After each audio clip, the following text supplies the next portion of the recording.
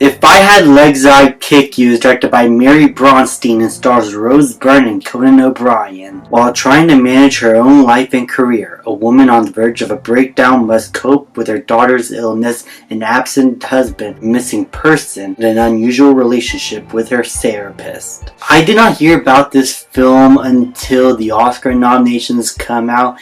It wasn't then that I heard a lot of good things about Rose Byrne's performance in the film and how it might win her an Academy Award. And based on how things are going tonight at the time of this recording, she might win the award. So this is the last film I have watched before the Academy Awards. I still got a review of Blue Moon. I got left to upload for this, but I don't know if that's going to come out. That's probably could come out after the Oscars.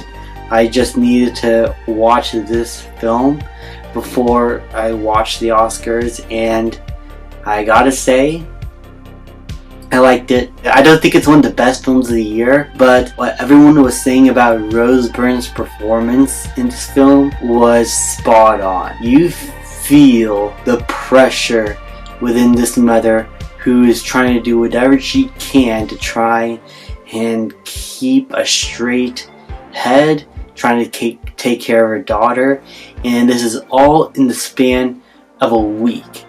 And the things that she goes through, especially trying to make her daughter happy, trying to reassure her despite what everyone's telling her, it is really getting to her fast. And this film basically delves into what it truly is like to be a mother alone, having to take care of a sick and disabled kid, and how much she is willing to sacrifice in order to keep her kids safe. But there is always something that's nagging at her that is telling her that she can't do it. She often lashes out or is not willing to listen to what others are trying to say to her to help her, not even her own therapist, played by Conan O'Brien, who is also, by the way, really good. Usually with late night talk show hosts that turns actors like James Corden or Jimmy or Kimmel or Fallon, like those guys whenever they're in a movie, you can't help but think of them as the silly guy. Rarely do they ever give a good performance. I think James Corden did fine in Peter Rabbit, but Conan O'Brien here was able to feel real. He was able to feel like a therapist who's just tired of having to listen to this woman who is understandably going through a lot, but he realizes that he cannot help her any further and is just waiting for all this to calm down. But he also knows when to step up when things do get out of control, and he does really feel like that authoritarian figure that she needs at this point to help her out. So really, Conan O'Brien was probably the big surprise for me, but still, Rose Byrne here gives a knockout performance as I said, a mother who is struggling in 1 week just to take care of her own daughter. And the film does a good job at exploring everything she goes through, detail by detail. There's never a moment for her to just settle down. The movie's always having something interesting on screen go on. From the very first scene, when this hole forms on top of her apartment, that's when things start getting real bad as the movie goes on. She often gets in trouble with a bunch of other people, whether it's about parking space or the hotel that she's having to stay at, and her trying to navigate her way through all that was always nerve-wracking, as you don't know what she is going to do, what she's going to say, if she's going to say something wrong or offensive, and it's understandable, but she's always on the verge of making a situation worse for herself or for another person. Now, there is an element of this film that does seem kind of supernatural.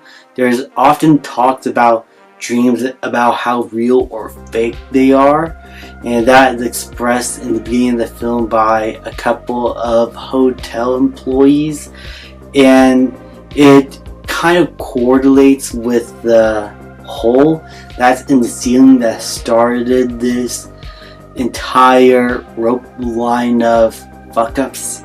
And you start to suspect that there's something going on with this hole, but by the end of the film it ends up being something in this mother's mind. Like, she is probably reaching out for something that's possibly causing all of this, or that this hole is going to represent something that she can possibly see in the future.